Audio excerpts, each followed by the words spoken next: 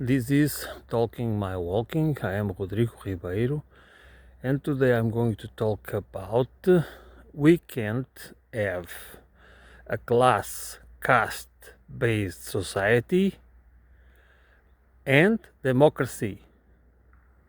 Democracy is the distribution of power. It is exactly the opposite of what we have, which is a system that allows and makes it legal and even moral to accumulate wealth and concentrate of power.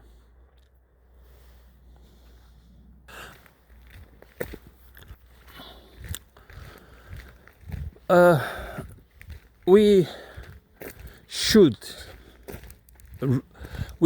try to make it clear for ourselves that we do not live in democracies.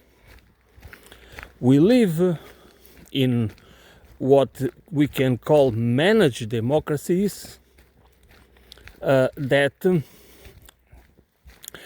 give us certain rights, but when it comes from the distribution of power, which means when it comes for political, economic agency, we basically have none, or only the minimal. And how can we believe and defend a system that is based on that creates these and designs institutions, national and international, to protect the wealthy, to protect the people, to protect capital, basically in all forms, capital and property for sure. That's why it doesn't matter what kind of system or what kind of where do we stand in the political spectrum. If we believe that the existing system is just and desirable because it protects, it gives us some protections. It allows us to have private property and have our banking accounts and have all those things that we have learned to praise and to defend with all our might. We do not understand that this is exactly how the system bribes us, transforms us into accomplices in order to for those that are really critical of the system, deeply critics of the system, and become dissidents, we, most of us that are middle class or even working poor, we side with those who exploit and use us, because we believe that whatever alternative people come with, it's worse. And he also believes that it doesn't matter because it has proven, it is this idea, this condition, this intellectual and ideological and cultural conditionalism, and political for sure, that doesn't even allow people to give the opportunity to give them the opportunity to check, to have new ideas, to think about other systems that don't need properly to be that don't need to be, we don't need to call them communist or socialist. I mean, because the name doesn't matter. What matters is that we are the ones that have that are sacrifices, that we have to pay with our sacrifice. We have to survive in a rigged system that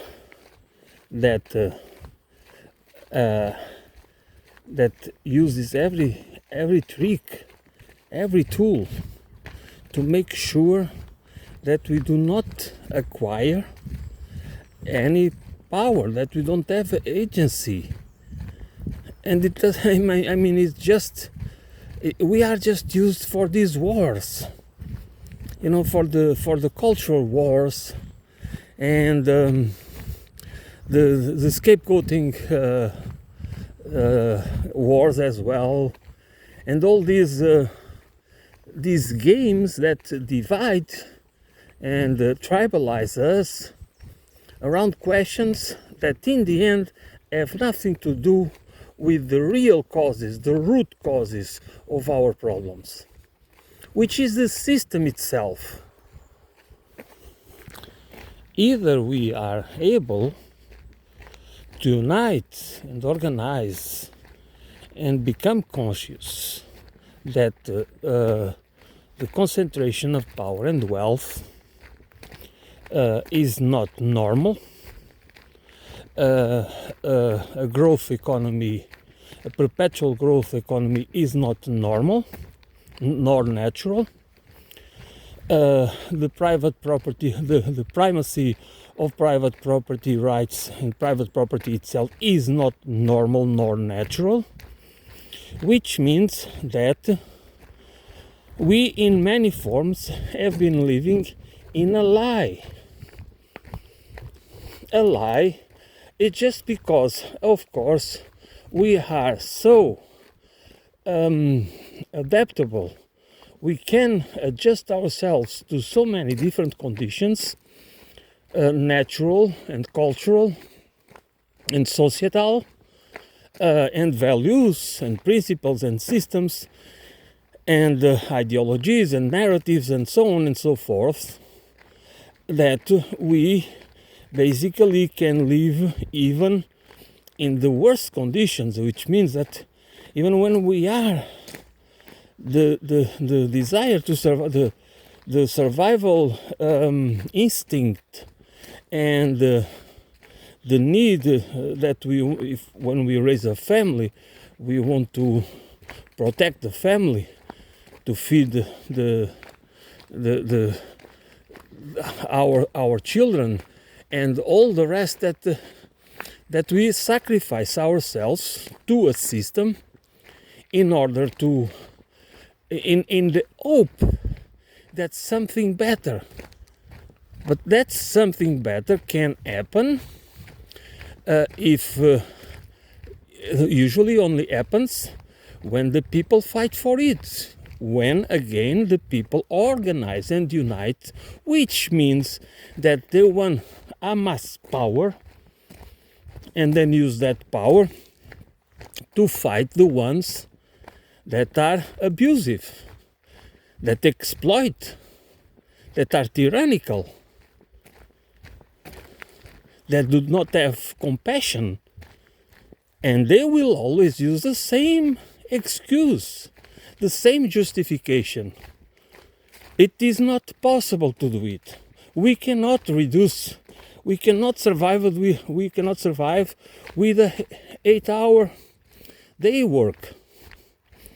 We cannot sustain these days.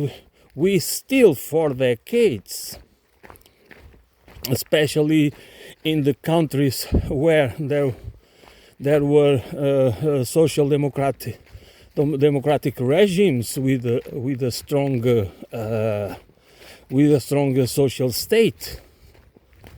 You know, they try to sell the same line again and again. It's not possible, it's unsustainable. And it is not. The question is, there are problems, but the problems that exist, it's not because it's the system itself, how the system is designed. Not exactly because we cannot produce the goods and services that the people need, because we do not need money.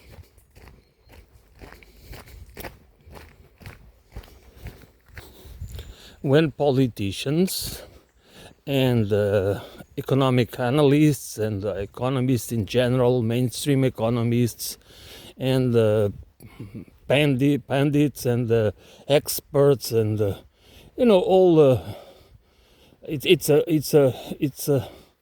really a full it's a panoply of people that always insists in the same lines again and again. And since they are the ones that we should take, by we I mean the regular folks, are supposed to take as the authorities, that they know what they're talking about, the repetition, it is not only, it's decades of repeating the same lines. People, of course, start to believe that the system is unsustainable, the social security system. But the question is that we can ask about where is the money to, where was the money to bail out the bankers? Where is the money to pay for the wars, and where is the money for many other things that sometimes we don't even know? All these public-private partnerships is basically a scheme and a sham to provide, and like many contracts, like so many companies that they survive on contracts with the state. And where does that money come from? We're talking about billions, and in certain cases trillions. Where does the money come from? The money in this case is not earned. We need to earn the money in order to pay our bills, okay? Because that's how the normal economy works. But the government, the state, has the power to create money, or as we have in our days, most of the money is created by private banks, and that power is even given to the shadow banking system that is not regulated, that is totally that's really the free market working as it best. No rules, no law. Basically, it's almost no rules, no laws, nothing. Just the free accumulation of wealth and the concentration of property. That's what these people are, is buying assets. Controlling is the control of assets that should be, in many cases, public, because there should be more relevance for the public to control, because there are many things that should be public monopolies, state monopolies. But again, the repetition of the same lines and ideas and narratives just for decades now already, and they are still prevalent, and people honestly they do not believe that that what they are saying is not true.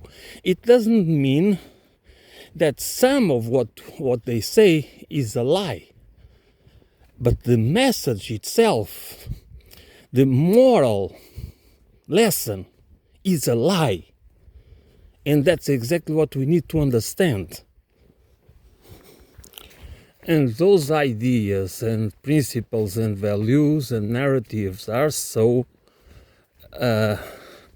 they play such a structural role in the building of our identity, in the building of what we believe is the reality, and that it is very difficult. That is very difficult to make.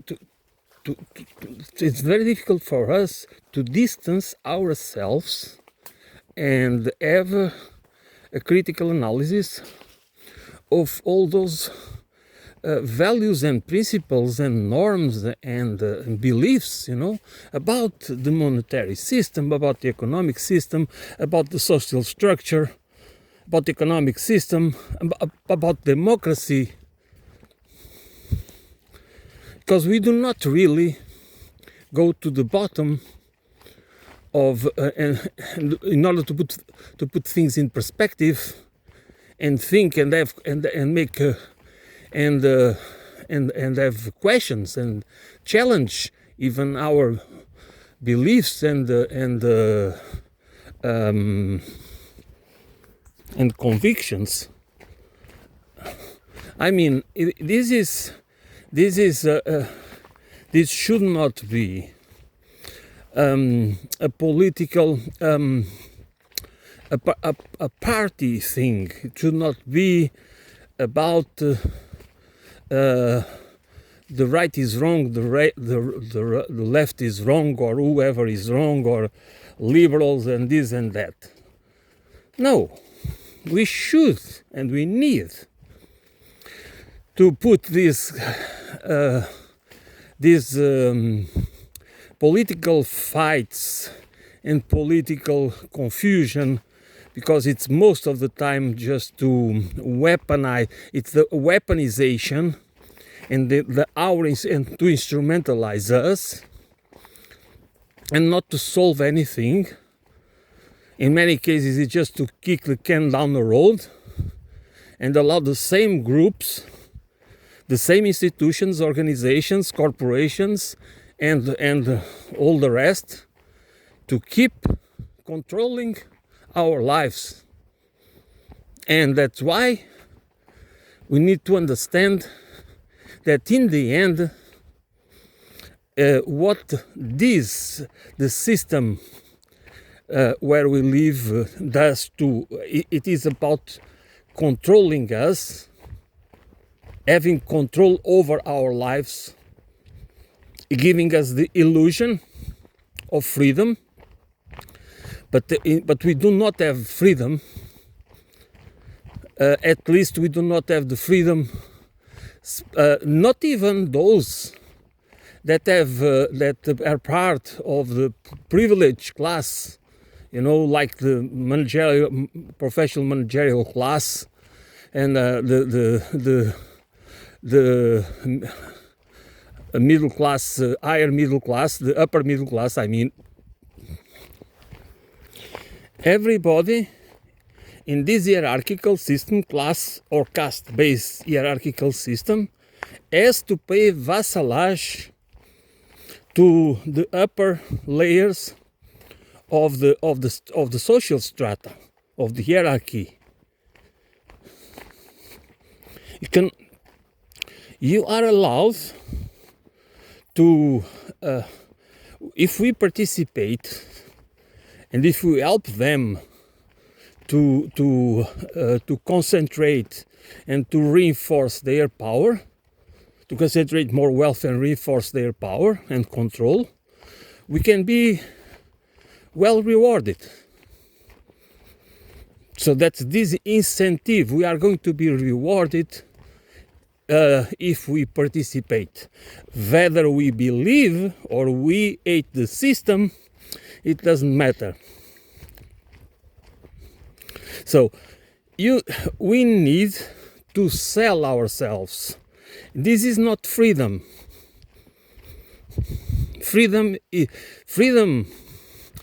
True freedom of conscience is when we can speak, not only speak our conscience, but act upon it. We can see what's going on in Gaza now. We can see in many other cases that we should understand why is that. Why are we not able to imprison, to make the people, these criminals, these war criminals, sit in the bench to be subjected to a trial? You know, why are not they accountable? Where is the democracy? If there is no agency, and by agency I truly mean political agency and economic agency, not only political, which is already if we already could enjoy political agency, most probably would also enjoy economic democracy.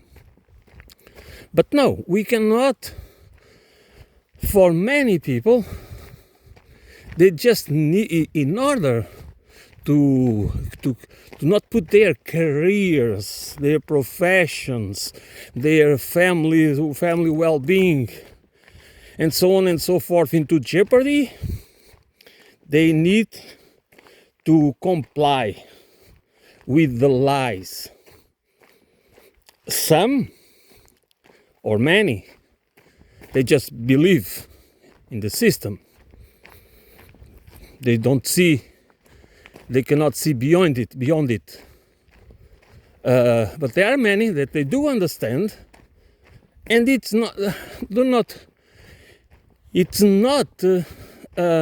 doesn't solve anything to call them that they don't have courage. Okay? It's not about it is about courage actually, but the problem is it is difficult. And it is difficult why? Because we cannot trust our peers. We cannot trust the organizations. Because it's exactly what the system breeds. The system breeds people. The system breeds people not to trust each other,